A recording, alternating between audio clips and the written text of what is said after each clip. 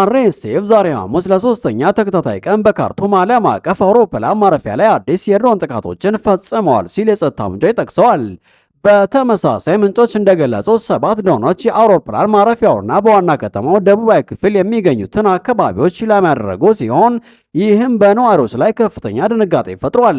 የአርኤስኤፍ ኃይሎች ከ2 ዓመታት በላይ ከተዘጋ በኋላ የአውሮፕላን ማረፊያው ከሚከፈትበት ዋዜማ በፊት ማክሰኞ ዕለት በአውሮፕላን ማረፊያውና በካርቱም በሚገኙ ሌሎች ስትራቴጂካዊ ቦታዎች ላይ ጥቃቶችን ማድረስ ጀምረዋል።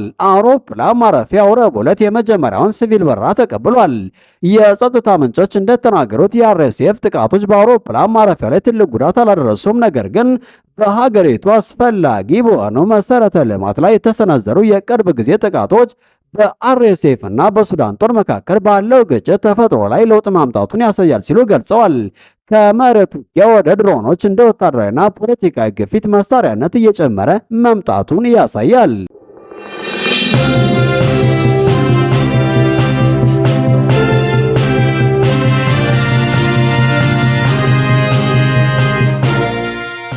በተጨማሪም የተባበሩት አረብ ኤምሬትስ በኤልፋሽር ለተከሰቱ አስከፊ ክስተቶች ትልቅ ኃላፊነት አለባት ሲሉም በግልጽ ተናግረዋል።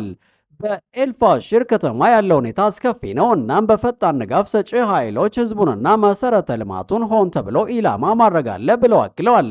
ይህ የሚያሳየው በኤልፋሽር የሚገኝ ውጊያ ውስን አቅም ባለው ሰራዊትና ከተባበሩት አረብ ኤምሬትስ ቀጥተኛ ድጋፍ ያገኛል ባሉት አርኤስኤፍ መካከል ያለውን የኃይል አለመመጣጠን ምን ያክል ከባድ እንደሆነ ነው።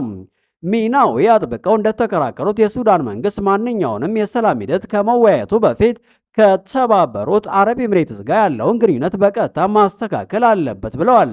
ይህ መግለጫ በተባበሩት አረብ ኤምሬትስ ላይ የተባበሩት አረብ ኤምሬትስ በሱዳን ውስጥ እየተካሄደ ላለው ጦርነት ቀጥተኛ ተሳታፊ ናት የሚል ከባድ ክስ ያቀርባሉ።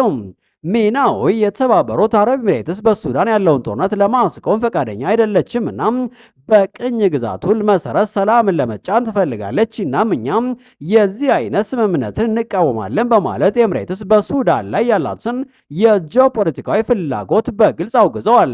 እነዚህ ሁሉ መግለጫዎች በሱዳን ውስጥ ያለውን የውስጥ ግጭት ከዓለም አቀፋዊ የፖለቲካና የኢኮኖሚ ፍላጎቶች ጋር የሚያያይዙ ሲሆን ይህም የችግሩን ውስብስብነት በእጅጉ ይጨምረዋል።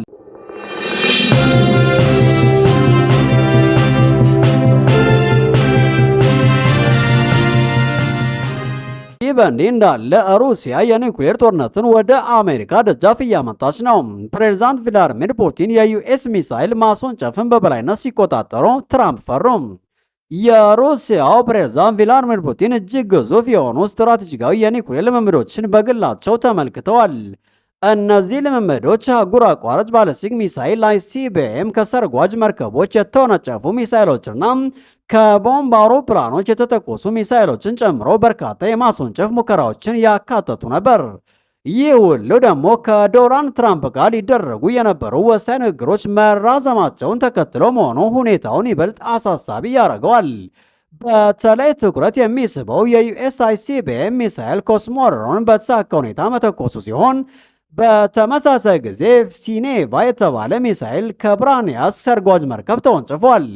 በተጨማሪም የረጅም ርቀት ዩ-95 ኤምኤስ ቦምብ አውሮፕላኖች ተሳትፈው የክሩዝ ሚሳይል የማስወንጨፍ ልምምዶችን በማካሄድ ወታደራዊ አቅማቸውን አሳይተዋል።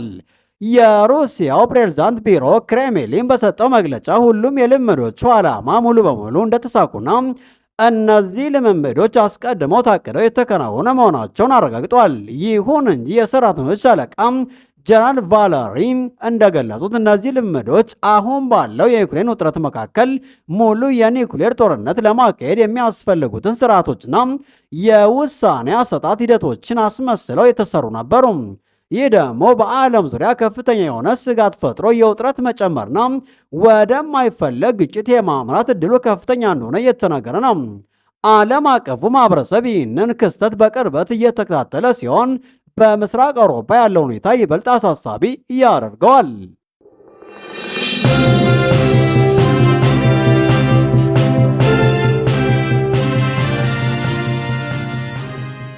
በመጨረሻም የታሊባን ኃይሎች በቅርቡ አስደንጋጭ የሆነ የ400 ኪሎ ሜትር ርቀት ሚሳኤል ሙከራ አድርገዋል ተብሏል።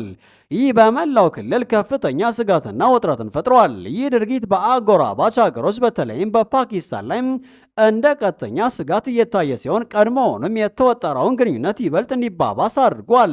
የታሊባኒ የሚሳኤል ሙከራ በወታደራዊ አቅሙ ላይ ከፍተኛ መሻሻል ማሳየቱ ሲሆን ይህ በክልሉ ያለውን የኃይል ሚዛን ሊቀይር እንደሚችል የብዙዎችን ስጋት ቀስቅሷል።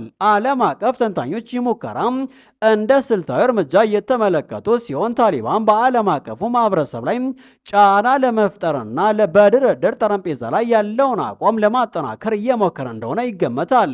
ይህ ሁሉ የሆነ ባለበት ወቅት ሌላኛው አሳሳቢ ክስተት ደግሞ የፓኪስታን ጦር ኃይሎች ጠቅላይ አዛዥ ጀነራል አሲም ሙኒር ከአፍጋኒስታን ተቃዋሚ ኃይሎች መሪዎች ጋር ሚስጥራዊ ስብሰባ አድርገዋል የሚሉ መረጃዎች መውጣታቸው ነው። ይህ ዜና እንደ እሳት የነደደ ሲሆን በሁለቱ ሀገሮች መካከል ያለውን ግንኙነት ይበልጥ እያወሳሰበው ነው።